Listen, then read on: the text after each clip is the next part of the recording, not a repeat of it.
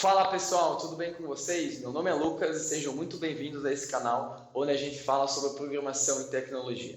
E no vídeo de hoje a gente vai conversar um pouco sobre os computadores quânticos. Então, sem mais delongas, chama a vinheta.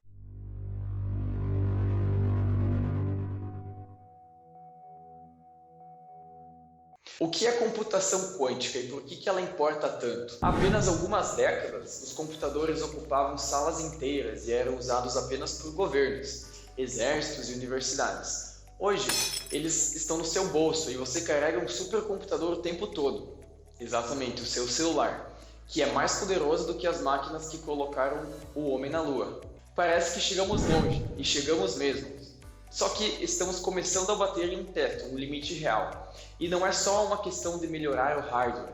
Estamos falando de um limite imposto pelas próprias leis da física. Nosso mundo está se tornando cada vez mais dependente de tecnologia. Pense no que você fez hoje. Talvez tenha pegado uma corrida por aplicativo, transferido dinheiro no banco online, feito uma compra, ouvido uma música no streaming, lido uma matéria no blog. Tudo isso passou por sistemas computacionais. Sem eles, a sociedade simplesmente trava. Sim, você é dependente disso. E enquanto a nossa demanda por processamento cresce, com inteligência artificial, modelagens científicas, previsões do tempo, caiu o fone, simulações médicas, os computadores tradicionais estão ficando para trás. A velocidade com que eles conseguem resolver certos problemas está perto de parar de crescer, ou seja, a gente está se estagnando. Mas por que isso acontece? E como a computação quântica pode mudar esse cenário? Mas afinal, como funciona um computador clássico? Para entender por que estamos chegando num limite físico, você precisa entender como um computador normal funciona. E não se preocupe que não vai ser nada complexo, isso aqui é para você entender de forma bem simples, beleza? Pense num computador como uma máquina de resolver passos. Como você segue uma receita de bolo. Você dá a ele uma lista de instruções, pega os ingredientes, mistura, aquece e serve. Tudo em ordem. Não dá para assar o bolo antes de colocar os ovos, certo? Computadores funcionam assim. Eles seguem uma sequência lógica, uma etapa de cada vez.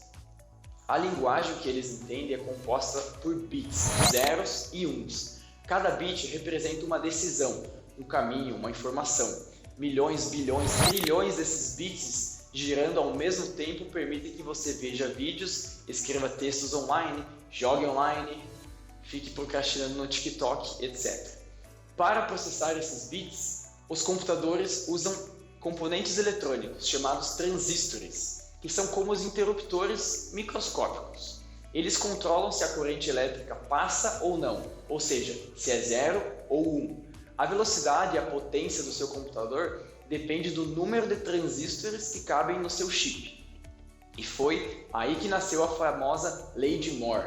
A observação de que a cada 2 anos mais ou menos conseguimos dobrar o número de transistores em um chip, ou seja, dobrar a capacidade de processamento. Durante décadas isso funcionou. A cada novo modelo de celular, o processador era mais rápido, mais eficiente. Os videogames ficavam mais realistas, as planilhas abriam mais rápido, tudo melhorava. Mas não dá para encolher os transistores para sempre. Chegando no limite físico, hoje alguns transistores têm tamanhos menores que o DNA.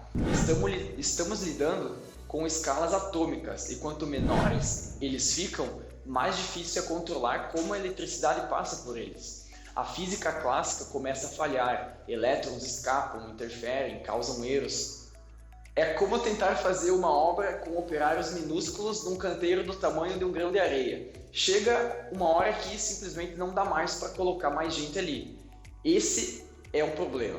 Não dá mais para confiar que vamos continuar dobrando nossa capacidade computacional usando os mesmos métodos. A Lei de Moore está morrendo. Especialistas dizem que em 2025 é o fim da linha. Não tem mais como chegar num tamanho menor que isso. Mas e agora? O que a gente faz quando o motor não pode mais acelerar? A resposta está numa outra física, uma que é estranha, contraintuitiva, mas incrivelmente poderosa, a mecânica quântica.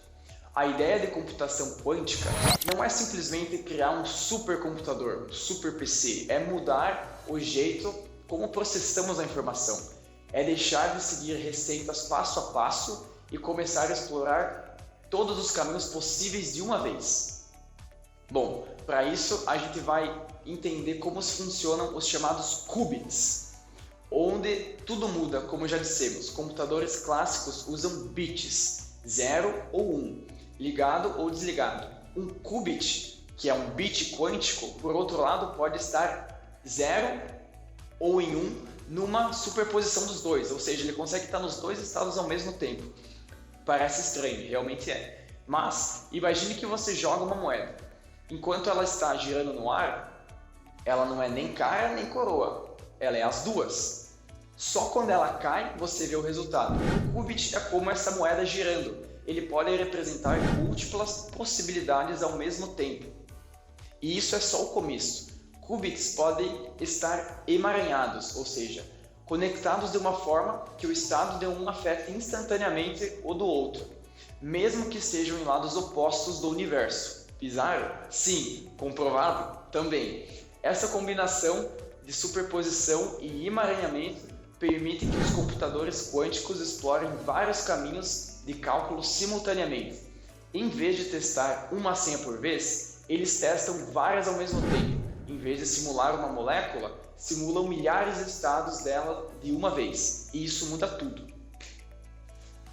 Mas então, os computadores quânticos são sempre melhores? A resposta é não. Os computadores quânticos não são mais rápidos para tudo. Eles são bons para certos tipos específicos de problema, principalmente os que exigem muita tentativa e erro ou os que lidam com probabilidades, simulações e otimização. Vamos pegar um exemplo real. Encontrar uma chave em um cadeado. Um computador clássico testaria uma chave por vez. Um quântico testaria todas de uma vez. Mas se souber usar interferência para eliminar as erradas e reforçar as certas. É como estar em um auditório escuro, com 1 milhão de pessoas falando ao mesmo tempo. Você só quer ouvir a voz do seu amigo. Um computador clássico vai ouvir uma por uma até achar. Um quântico tenta fazer com que todas as vozes erradas se cancelem, sobrando só do seu amigo. Esse é o poder da interferência. Mas na prática, onde a computação quântica pode revolucionar? Criptografia. Muitos sistemas de segurança digital dependem de problemas matemáticos difíceis de resolver. Os computadores quânticos podem quebrar alguns desses códigos com facilidade. Isso já está forçando o desenvolvimento da chamada criptografia quântica resistente.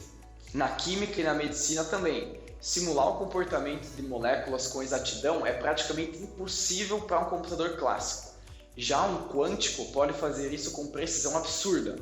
Isso pode levar à descoberta de novos medicamentos, vacinas ou materiais. A logística e otimização. Empresas que precisam lidar com rotas, estoques, horários e variáveis complexas, tipo companhias aéreas, empresas de energia, empresas de transporte, podem se beneficiar imensamente da velocidade com que os computadores quânticos encontram soluções excelentes. Na inteligência artificial também. Algumas tarefas de treinamento e ajuste de redes neurais podem ser drasticamente aceleradas com abordagens quânticas, embora essa área ainda esteja engatinhando. Mas e aí? Quando isso chega na minha casa? A resposta é: não chega. Pelo menos não tão cedo e provavelmente nunca de forma direta. Computadores quânticos não vão substituir o seu notebook ou celular.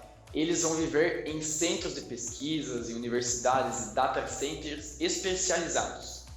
Você vai continuar usando computadores clássicos, mas talvez, no futuro, a inteligência artificial que te ajuda, a vacina que você toma ou o carro que você dirige tenha passado por um processo que envolveu computação quântica nos bastidores. Bom, concluindo então, não é mágica, é ciência. E ela está acontecendo agora. A computação quântica ainda está dando os primeiros passos. É difícil, cara, instável e exige ambientes com temperaturas quase no zero absoluto. É como tentar manter um castelo de cartas em pé durante um furacão. Mas mesmo assim, cientistas ao redor do mundo estão conseguindo pequenos avanços. E cada avanço abre novas portas. Assim como os primeiros computadores eram limitados, barulhentos, enormes, os primeiros computadores quânticos também são, mas com o tempo eles podem transformar o mundo. Então é isso, pessoal. Curtiu esse vídeo? Deixe seu like, se inscreva no canal e compartilhe com seu amigo que também gosta desse tipo de conteúdo. Muito obrigado e até o próximo vídeo. Tchau!